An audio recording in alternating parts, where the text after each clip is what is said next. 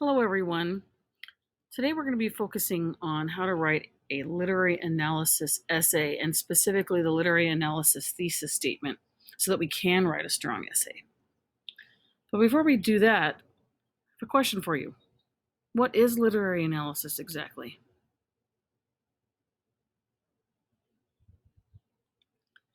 Well, part of the answer is that it's literary, it's analysis, and it's an argument. And really, all thesis statements, all essays are a kind of argument. But still, what does that even mean? What is literary analysis? Literary is a word that means having to do with letters. So that's anything that has to do with writing. But specific literature is usually fictional or creative writing in some way. And it usually, literary analysis involves some kind of discussion of a text. And that discussion almost always involves certain concepts that are very specifically associated with literature. There's a language to literature. There's a language that's part of what professors of literature use to have very specific meanings that we're going to have to become familiar with because that's the kind of language we're going to be using in our essays also. Okay, so it's a kind of literary ease, okay, as a language. So, an analysis of literary work, though, what does that include? What does that entail? Well, it might discuss how various components of an individual specific work relates to each other, which is what we're going to be doing here. Or it can be about two separate literary works that deal with a similar concept or similar forms, motifs. So that could be more of a synthesis paper, which is where we're going to be going later. Okay, where we're going to be talking about multiple things at once, kind of pointing to a similar point, right? Or it could even be about even bigger stuff. So you've got the individual, you've got kind of a few, and then you've talking about like a whole collective, right? You could be talking about how concepts and forms in literary works relate to larger ideas about aesthetic ones or political, social, economic or religious contexts. That's when we'll be getting into our lenses with our Lord of the Flies project coming on later in the semester, talking about big stuff, right? So some of those concepts could be about like, how do novels address sexism, right? Or like a whole, or or how about race or about colonialism, with these big concepts that seem to be pervasive through a whole zeitgeist, a whole time, or a whole genre of literature. Okay, so it's kind of looking at from the microscopic to the macroscopic levels of things. And as I said, literary analysis is an argument. And when you're writing literary analysis, you have to have a specific point you're trying to make, and you need to focus on specific attributes of that text to make your specific point. You got to make sure that your point is an arguable one, right? Is this an opinion? Is this just a fact? Those are not theses. You have to have some kind of argument going that are connected to those specific attributes to make some overall claim, okay, that you're going to be trying to support. And you're going to defend that point with reasons and evidence drawn from the text. So you're kind of acting like a mini lawyer, right? You have some point you want to make. My client is innocent. And how are you going to do that? With evidence, but do you just slap the evidence on the table? Nope. You've got to explain how that evidence proves that your client, beyond a reasonable doubt, is innocent, right? Actually, the other way, you're supposed to prove that they're guilty beyond a reasonable doubt. And if they're not, it's reasonable that they're not guilty, then you gotta let them go, right? And ironically, I have jury duty. Whee! But what is a thesis statement exactly, right? What makes a strong thesis statement? That's important. So, there's a thesis statement, but then we want a good one. And a thesis statement, the answer to that is that it is the most important part of your paper. Okay? It's like a foundation of a house. If a foundation is weak and poorly constructed, it's gonna fall apart, right? Like, look at that home. That looks like a Georgian colonial revival brick house. That thing was gorgeous once. Like, I would have killed to have that thing back in the day. But the foundation, do you see how it's all crumbled and then made everything else fall down? If you do not have a strong thesis statement, it is likely that your whole argument is weak, going nowhere, or you're repeating yourself.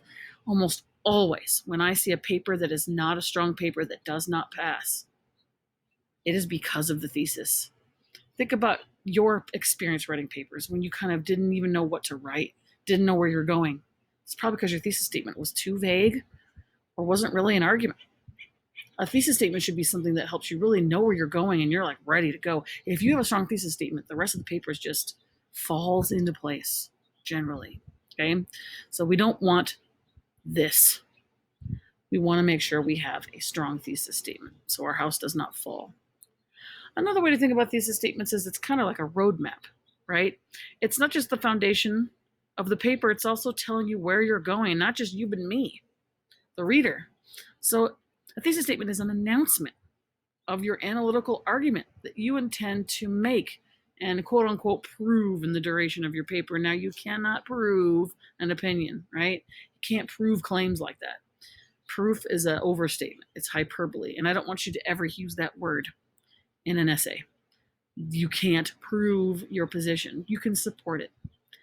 And so a good thesis statement, actually it would be better to say that it helps really support your argument to make me feel that you know what you're talking about and that your ideas are reasonable.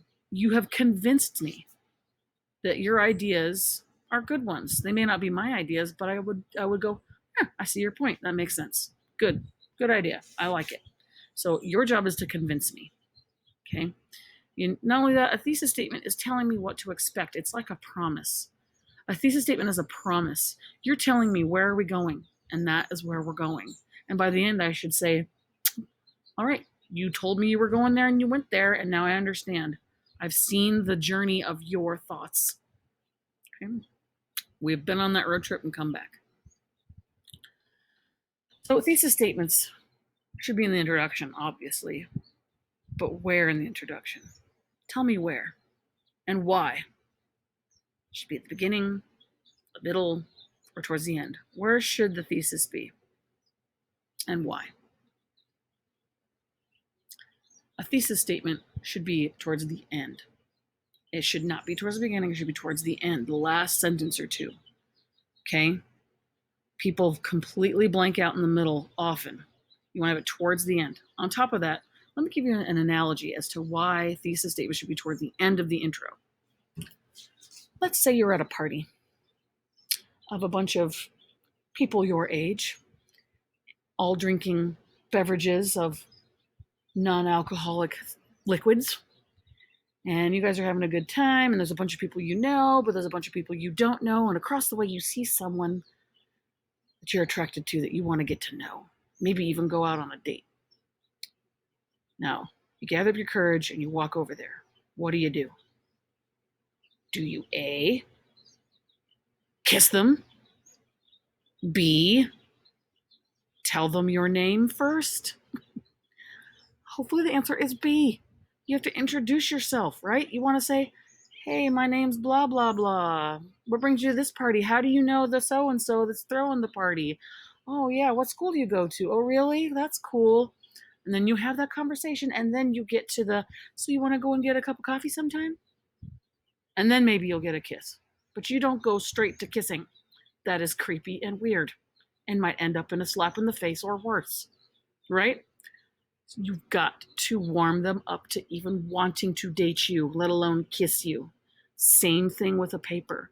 You've got to tell me who you are, right, before you ask that person out, right? So introduce the topic, give a little bit of context, then you get to the point, right?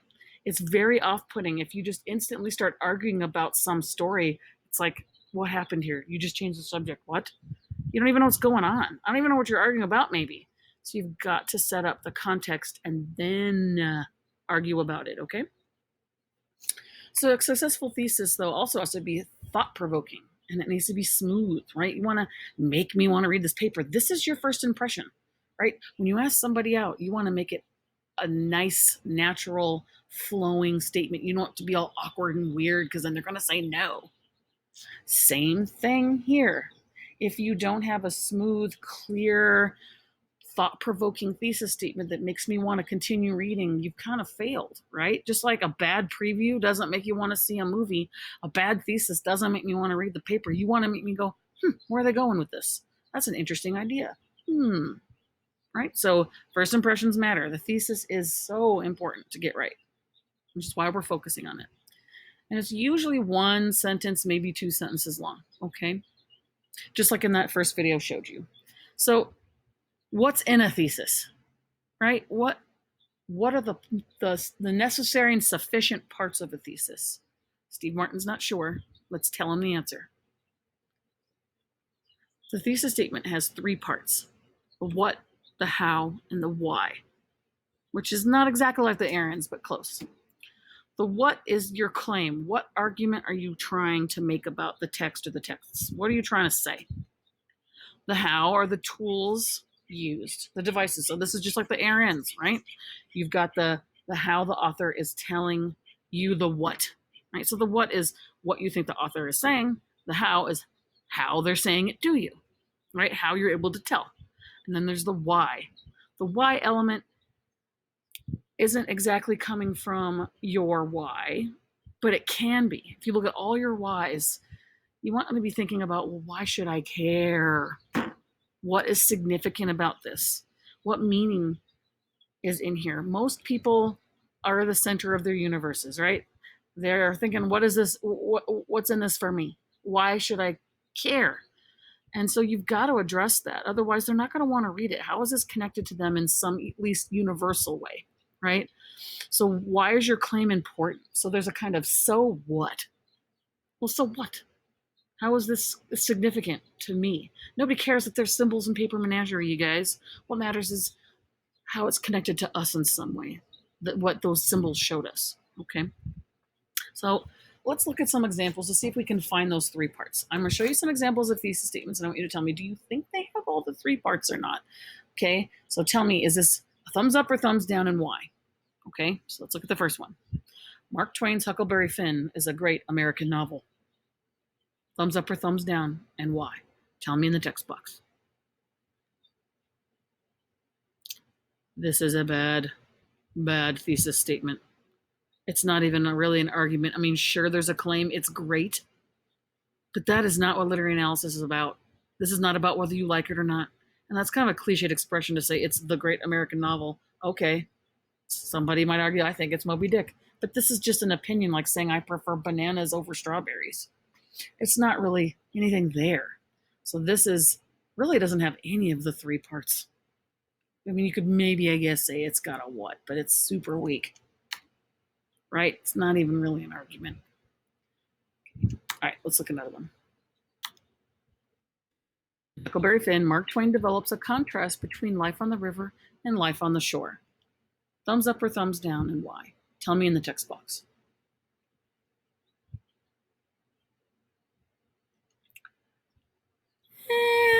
Kind of set you up there. It's still a thumbs down, but it's better than the first one, right? At least it has a how. It's saying how he's arguing. So this is like part of a thesis statement, but it is not complete. I don't really know what they're trying to argue through that contrast. And I don't really care why. I don't care why Mark Twain's contrasting the river, life on the river and life on the shore. Tell me, like, how is this connected to me again? Okay, so let's look at another one. All right, there's no so what or how. I mean, it's just got the how. It doesn't have the so what. So that's a typo. It does have the how, but that's all it's got. With contrasting river and shore scenes, Twain's Huckleberry Finn suggests that to find the true expression of American ideals, one must leave civilized society and go back to nature. Is this a good thesis statement? Thumbs up or thumbs down? Tell me why in the text box. This is much better. There's no such thing as a perfect thesis statement, of course, but this is much better. It's got the how, talking about the contrasting river and shore scenes. Now, it doesn't say setting, but that's what it's hinting at, right? You don't have to go out and say setting, but you could. You could say through the contrasting settings of the river and the shore scenes. You could even say the symbolism of the contrasting river and shore scenes, right? So you can have that in there. But we've got the house. Does it have what they're arguing? Yep.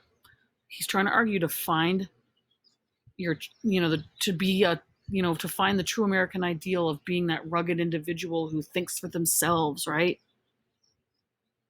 They've got to leave civilized society and go back to nature. And that's got to, so what? Because it's appealing to us. It's kind of an ethical claim here, saying if you want to fulfill kind of like what the point it is to be an American, according to Mark Twain, you've got to go back to nature, not care about what society says. You have to think for yourself and decide for yourself what your morals are, because society often is messed up and wrong.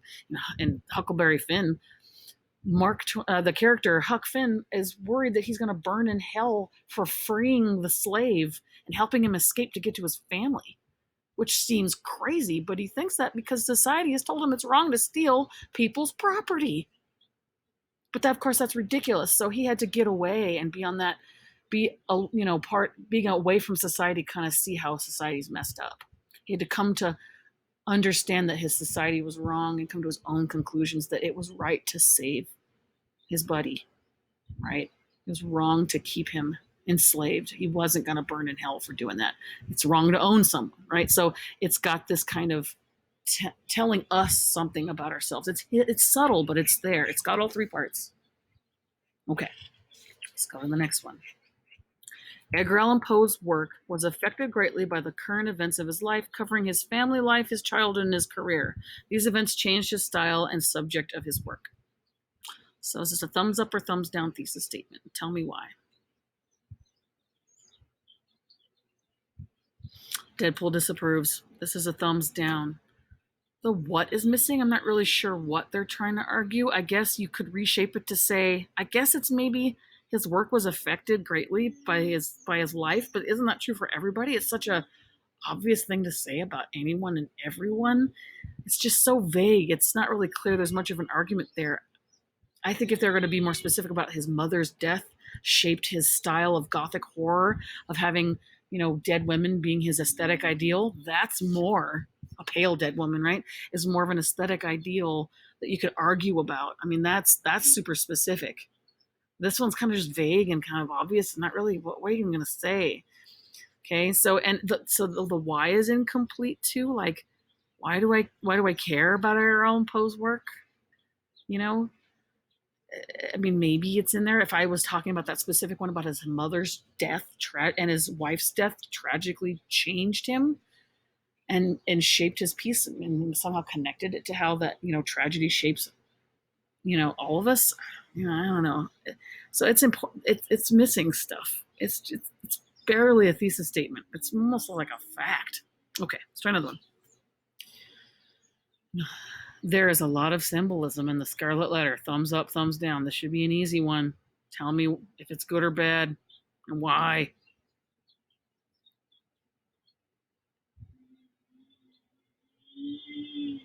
No, sir, I don't like it. In fact, this is like the worst, right? The reason why is A, it has the phrase a lot. That's a giant no-no. And B, okay, it's also incredibly obvious and doesn't say anything. It's a fact. There's no any of the three parts, right? That is garbage. Okay, let's try again. Hawthorne's use of symbolism in the Scarlet Letter falters and ultimately breaks down with the introduction of the character Pearl. Thumbs up or thumbs down? Why? It's definitely better than the last one, but tell me, is it good enough?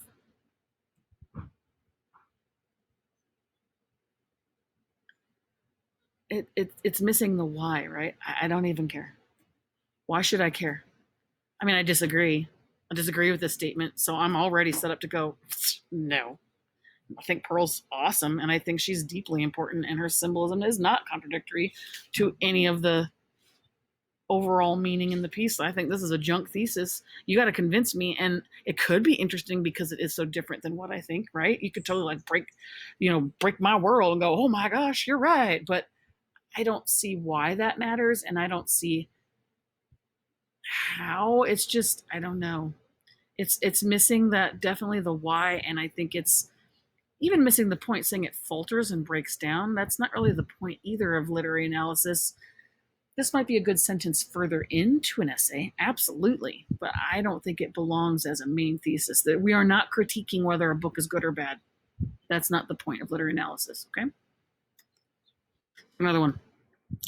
The character of Ben in Arthur Miller's Death of a Salesman is a crucial character. This is thumbs up or thumbs down, tell me why.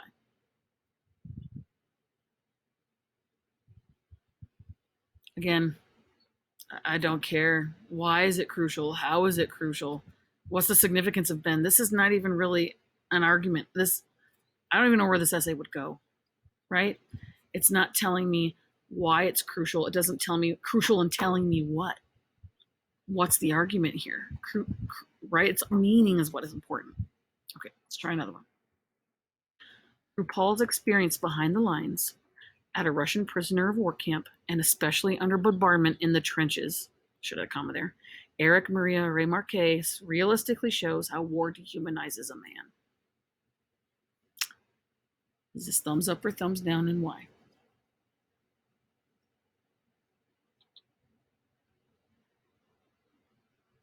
Horsey says yes. This has got all the three parts, right? And I can anticipate exactly what's going on here. I know they're going to be talking about how war dehumanizes all of us. See that connection to me, right? That war is awful. And I know they're going to be talking about these three different, conflicts and settings, right? Where Paul, his internal, external conflict behind the lines, about his time of being a prisoner of war, which is again external and internal, conflict, and then especially under bombardment in the trenches, right? That's just how that messes you up. So that could even be symbolism in there. It doesn't flat out say those devices, but they're there. It's got all three parts. That's a great essay. I know where it's going, and I can anticipate this being at least a three-body paragraph essay. So tell me, multiple choice in the box. Which is the best thesis statement? A, Moby Dick is about the problem of Eve. B, Moby Dick is boring and pointless. C, Moby Dick is about a big white whale. D, the use of whiteness in Moby Dick illustrates the certainty about the meaning of life that Ishmael expresses throughout the novel.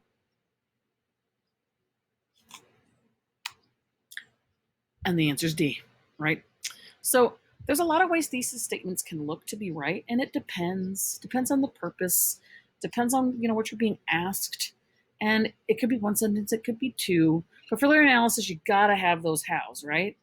And so your thesis should be 1 to 2 sentences in length for this one, towards the end of the introduction paragraph as a reminder, and you need to tell us what you think and a couple reasons why you think that. But should you use the word I think, or phrase I should say? Heck no. Just say it. What is the difference between the sentence, I think that whiteness represents uncertainty? Whiteness represents uncertainty. The I think actually wusses it out. It weakens it. It makes me go, well, who are you? Whereas the other one is strong because it has authority. It makes me think like, you know what you're talking about, and I'm not instantly questioning who you are. Unless you have a PhD cap on your head, don't do it. Right? And even then, bad form. It's redundant, unnecessary. Of course you think it. You wrote the sentence, right? So turning the theme into a thesis. So I don't know if you guys got to Romeo and Juliet last year. Some may have, some may have not. The COVID thing messed everything up. But what are some things that you know about in Romeo and Juliet? Right? What are some of those big concepts? Love, family, deception, loss, all sorts of stuff, right? Adolescence. Now, if I was to pick one and tell, what would Shakespeare be saying through that? Like, what is he saying about love? What is he saying about friendship? What is he saying about betrayal? What is he saying about deception? What is he saying about violence or whatever these topics are, right? And how do I know that? So you have to think about those three things. How do I know that he's saying this about love? So let's pick love because that's the easy one. I think even if you haven't read it, you know it's about love and it's not a good argument about love, right? He's definitely being critical of love since just about everybody dies, right? Or at least loses someone they love to death, okay? Like here's poor Paris and Romeo and Juliet, right? So let's say, so I've got the theme of love, and I'm going to say, okay, this is what I think Shakespeare's saying. Shakespeare's Romeo and Juliet illustrates how love is both ugly and beautiful, part of the human condition. I think he's trying to show this beauty and this ugly, right? It's this beautiful love story, but it also shows the ugliness of how love can make us do dumb stuff, right? So there's so much contrasting stuff going on, contrasting imagery, contrasting statements. Like Juliet says, "How can my only love spring from my only hate?" When she finds out that her cousin Tybalt was killed by her lover and husband, Hush Hush, Romeo, right? It's devastating to have your husband, who is on the enemy family of the Montagues, kill her Capulet cousin, who she loves very much. So she's very torn apart, right? Love and hate. So this contrasting stuff is all over the play. And if you didn't get to read it, it's too bad. It is great. It might actually be a better book to read when you're a senior. I think you'll get it more. Even though, yes, the characters are your age, at least Juliet is. Romeo's more like a senior. I think you should relook at it as a senior and be like, yep, mm-hmm. So there's lots of paradoxes and antitheses. I know this because I read it many times. I've taught it many times. And so I know it's got a bunch of paradoxes, which are like these kinds of contradictions that can't be possible, like a round square, a truthful lie, right? That have some kind of truth to them. At least round square is not possible, but like a truthful lie, you kind of get what I mean. A truthful lie. There's a lie, but there's truth in that lie. You can imagine that. And antitheses is like what I said. How could my only love spring from my only hate? Right. So I know that he has a lot of this contrasting language in there, and I'm going to use that in my thesis statement. So then I put it all together and I say, in the classic tragedy Romeo and Juliet, William Shakespeare argues through his use of paradoxes and antitheses that love is both an ugly and beautiful part of the human condition. I've got my how in green. I've got my what in the yellow and blue, and my why in the blue. Okay. So my theme is love, but what is he saying about theme? It's both ugly and beautiful. And then the human condition, that connection to us. Now, if you wanted to be a little more subtle than that, you're advanced enough to know that you're going to use two different kinds of opposite literary devices, then you could be a little more subtle like this. In the classic tragedy Romeo and Juliet, William Shakespeare argues that love is paradoxically an ugly and beautiful part of the human condition. I know I'm going to talk about literary paradoxes and antitheses. It's okay if you don't know what those are. I explain their different examples of how to have opposites in language, right? So I'm hinting at them, right? So you've got to at least hint, if not flat out say it. And I would just flat out say it at first until you feel more comfortable. So what we're going to be doing is taking this idea, we're going to be thinking about what is the paper menagerie about, what themes are in the story. So go ahead and type in the box, what themes do you think are in the story? Like with Romeo and Juliet, when I put love, deception, betrayal, violence, adolescence. Okay, so put some of those ideas. What kind of themes do you think are in paper menagerie? Now pick one of those and tell me what do you think he's arguing about that through the theme that you picked. What's he trying to say about us, about the human condition, about the human experience, about, or at least about some universal group? What's he trying to say about that theme?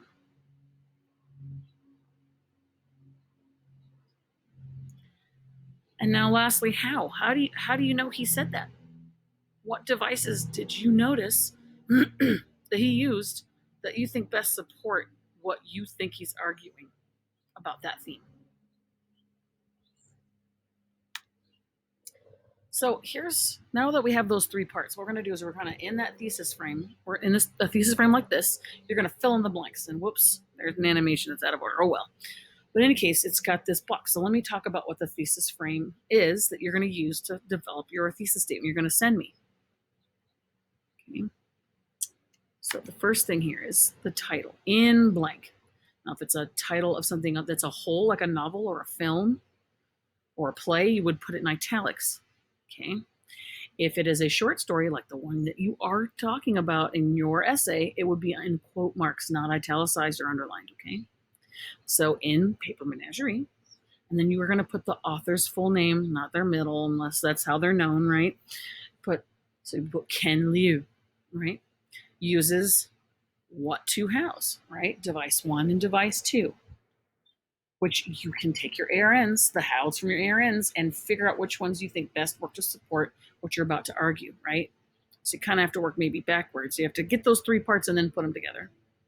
Okay, 2, now you're going to pick a word: argue, illustrate, claims, right? You pick one. There's other verbs too. One verb I want you to avoid is shows. Shows is overused. Okay, try to find something besides shows. Okay, we want to. That's a dirty word in this class. Get rid of it.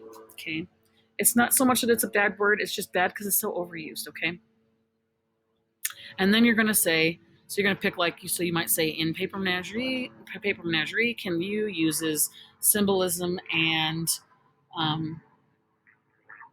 metaphors to illustrate that whatever it is you think he's trying to say. Hang on a second. Airplane. Right. And then you need to have some kind of why, right? How this is universally connected to us. Okay. So what you think the author is arguing, how do you know it? And then how is this somehow important? What's the overall meaning? Let's look at the example from that first video that you watched. In a separate piece, John Knowles uses the woods, and then I added stuff here, the summer and winter seasons, to illustrate how war destructively surrounds us and reshapes our personal identity. So I kind of add a little bit more. His thesis was fine, but I want us to be even a little bit more specific.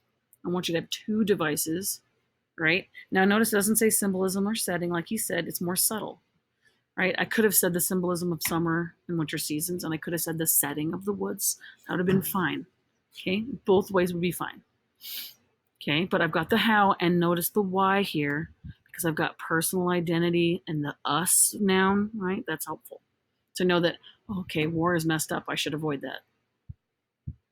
Let's look at another one, because I've got Half a Day we all read. In Half a Day, Nahuib Mahfouz uses fast pacing, right, which is part of plot, and numerous symbols to illustrate, I'm going to pick that again and be boring, the brevity of life we all face. Right? You guys talked about how you thought the thesis was about life short. So instead of being cliche with that expression like life's short, I said the brevity of life. And I had to include that why about how we all face that. Right? Life is short for all of us. Okay? And there's lots of ways to make this better. I could have said, instead of fast pacing, I could have said something else, right? Or numerous symbols. I could have been specific about, the allegory of a school day, right? So there's lots of things you could pick, but at least I've got my 2 devices and I know where I'm going. And I've tried to make it so it's something that we all fear and dread, this kind of brevity of life, right? It's something that, I care about that, especially now. So let's look at our prompt, okay, after we've had all that practice. Here's our prompt. It says, Ken Liu's Paper Menagerie is a short tale of magical realism about a young man's complicated relationship with his Chinese immigrant mother, where the narrator confesses his deep regret about his dismissive behavior towards her in an attempt to fit in as an American. Man, that's like a perfect setup to get to the point. That would be really great in an intro right before you have your thesis. Something like that, right? For this essay, analyze how Liu uses elements such as point of view, symbolism, conflict, and characterization to illustrate, boy, I like that word today, what you think the author is trying to tell us through this confessional tale. So you're going to use what you did in this video to kind of help shape out what are you trying to think, what do you think he's saying and how? And make sure to argue what his journey of regret tells us about the human condition, about all of us in some way. I want to make sure we've got that so what. Okay, so think, what is Liu trying to help us understand, and how does he help us understand it? And why should we care? I should add that in there too. I am going to send you the copy of the whole prompt, including the rubric and an outline that we'll go over later. But for now, what I want you to do, since we are done here, I want you to send me your thesis that you're working on, your working thesis in Remind. I have jury duty. This is the best way I can get back to you quickly because I won't be able to bring my computer. So I'll have my phone on me. and I'll be able to respond to you saying, thumbs up, thumbs down, middle, and give you advice. And if you're good to go, then we're ready to move on to the next step. Okay, so this is due. If you are first or fifth period, you need to be giving me this thesis statement by 3 p.m. on Wednesday so I can have time to give you feedback. It would be unfair to do it at the last minute. 3 p.m. Wednesday, or you're not going to get timely feedback. I mean, you'll get it, but it won't be in time for the next lesson to be as helpful as possible. Okay?